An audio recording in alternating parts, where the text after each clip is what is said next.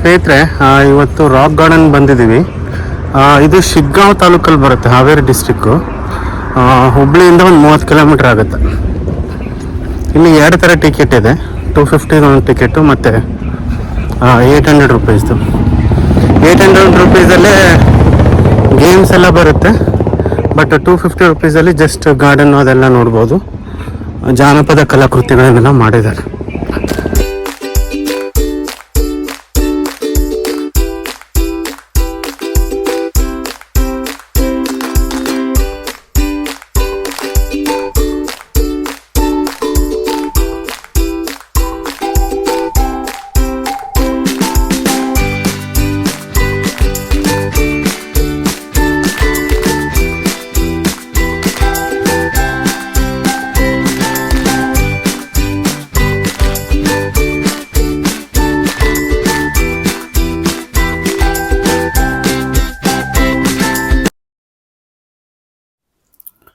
ಮೊದಲನೇದಾಗಿ ಎಂಟ್ರೆನ್ಸ್ ಆದ ತಕ್ಷಣವೇ ರಾಜ್ಕುಮಾರ್ ಅವರ ಕಲಾಕೃತಿಗಳನ್ನು ನೋಡ್ಬೋದು ನಾವು. ರಾಜ್ಕುಮಾರ್ ಅವರು ಅಭಿನಯಿಸಿರುವ ಸಿನಿಮಾಗಳ ಒಂದು ಪಾತ್ರಗಳ ಪರಿಚಯವನ್ನು ಇಲ್ಲಿ ಕಲಾಕೃತಿಗಳ ಮೂಲಕ ಮಾಡಿಕೊಡಲಾಗಿದೆ. ಈ ಭಕ್ತ ಕನಕದಾಸ ಇರ್ಬೋದು, ಭಕ್ತ ತುಕಾರಾಮ್ ಇರ್ಬೋದು, ಮತ್ತು ರಾಜ್ಕುಮಾರ್ ಅವರು ಕಾಮನಬಿಲ್ಲು ಸಿನಿಮಾದಲ್ಲಿ ಯೋಗ ಮಾಡಿದಾರಲ್ಲ, ಯೋಗದ ಒಂದು ತುಣುಕುಗಳನ್ನು ಕೂಡ ಇಲ್ಲಿ ಮಾಡಲಾಗಿದೆ. ತುಂಬ ಚೆನ್ನಾಗಿ ಮಾಡಿದ್ದಾರೆ. ಹಾಗೆ ಸ್ವಲ್ಪ ಮುಂದೆ ಹೋದರೆ ರಾಜ್ಕುಮಾರ್ ಬುದ್ಧ ಆಗಿರ್ತಕ್ಕಂತಹ ಒಂದು ಚಿತ್ರ ಇರ್ಬೋದು, ಕನಕದಾಸ ಆಗಿರ್ತಕ್ಕಂಥ ಚಿತ್ರ ಇರ್ಬೋದು, ಮತ್ತು ಮಯೂರ ಸಿನಿಮಾದಿರ್ಬೋದು, ಸನಾದಿ ಅಪ್ಪಣ್ಣ ಇರ್ಬೋದು, ರಾಘವೇಂದ್ರ ಮಹಾತ್ಮೆ ಇರ್ಬೋದು, ಇವೆಲ್ಲವನ್ನು ನಾವು ಇಲ್ಲಿ ನೋಡಬಹುದು. ತುಂಬ ಚೆನ್ನಾಗಿ ಮಾಡಿದ್ದಾರೆ, ತುಂಬ ನೈಜವಾಗಿ ಅಂತ ಅನಿಸುತ್ತೆ.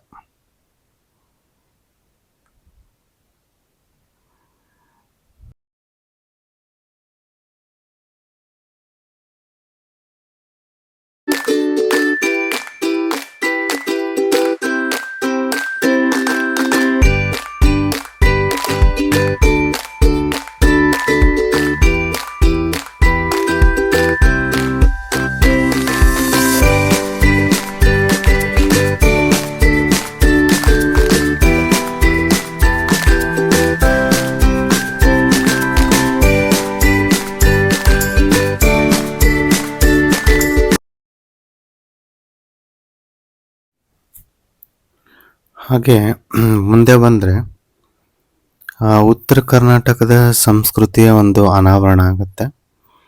ಇಲ್ಲಿಯ ಈಗ ನಾವೇನು ನೋಡ್ತಾ ಇದ್ವಿ, ಇದು ಗೌಡ್ರ ಮನೆ. ಊರ ಗೌಡ್ರ ಮನೆ ಹೇಗಿತ್ತು ಅನ್ನೋದು ನೋಡಿ. ಅಲ್ಲೇ ಒಬ್ಬ ಗೌಡ ಕೂತ್ಕೊಂಡಿದ್ದಾನೆ, ಬಂದೂಕಿದೆ, ಜನಗಳಿದ್ದಾರೆ. ಯೂಶ್ವಲಿ ಗೌಡ್ರ ಮನೆಯಲ್ಲೆಲ್ಲ ಆವಾಗ ಎತ್ತುಗಳು ಇರ್ತಾಯಿತ್ತು, ದೊಡ್ಡ ಮನೆ ಇರ್ತಾಯಿತ್ತು. ಒಂಥರ ಜಮೀನ್ದಾರಿ ಮಂತೆನ ತುಂಬ ಚೆನ್ನಾಗಿ ಇದನ್ನು ಮಾಡಿದ್ದಾರೆ. ನೋಡಿದ ತಕ್ಷಣ ಅರ್ಥ ಆಗ್ತಿದೆ ಗೌಡ್ರ ಮನೆನೇ.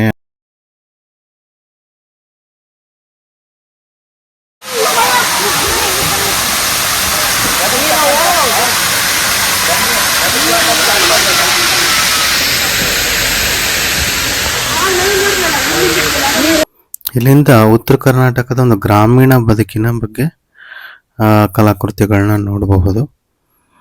ಇದರಲ್ಲಿ ವಿವಿಧ ಒಂದು ಕಾಯಕ ವರ್ಗವನ್ನು ಇಲ್ಲಿ ಒಂದು ಕಲಾಕೃತಿಗಳನ್ನ ಮಾಡಿದ್ದಾರೆ. ಇಲ್ಲೊಬ್ಬ ಬಟ್ಟೆ ಹೊಲಿತಕ್ಕಂಥ ಟೈಲರ್ ಇರ್ಬೋದು, ಒಬ್ಬ ಗ್ರಾಮೀಣ ಮಹಿಳೆ, ಒಂದು ಗ್ರಾಮೀಣ ಜನರ ಬದುಕು ಹೇಗಿದೆ ಅನ್ನೋದನ್ನು ಇಲ್ಲಿ ಎಲ್ಲ ಚಿತ್ರಣ ಮಾಡಿದ್ದಾರೆ. ಈ ಸಾಕಷ್ಟು ಪರಿಶ್ರಮವನ್ನು ಪಟ್ಟು ಇವೆಲ್ಲ ಕಲಾಕೃತಿಗಳನ್ನು ನಿರ್ಮಿಸಿದ್ದಾರೆ ಅಂತ ಗೊತ್ತಾಗುತ್ತೆ. ಹೀಗಾಗಿ ಇದು ತುಂಬ ನೈಜವಾಗಿ ಮೂಡಿಬಂದಿದೆ. ಇದೊಂದು ನೋಡ್ಬಿಟ್ರೆ ಇಡೀ ಒಂದು ಉತ್ತರ ಕರ್ನಾಟಕದ ಒಂದು ಸಂಸ್ಕೃತಿಯ ಪರಿಚಯ ಆಗುತ್ತೆ, ಇಲ್ಲಿಯ ಒಂದು ಕಾಯಕ ವರ್ಗಗಳ ಪರಿಚಯ ಆಗುತ್ತೆ.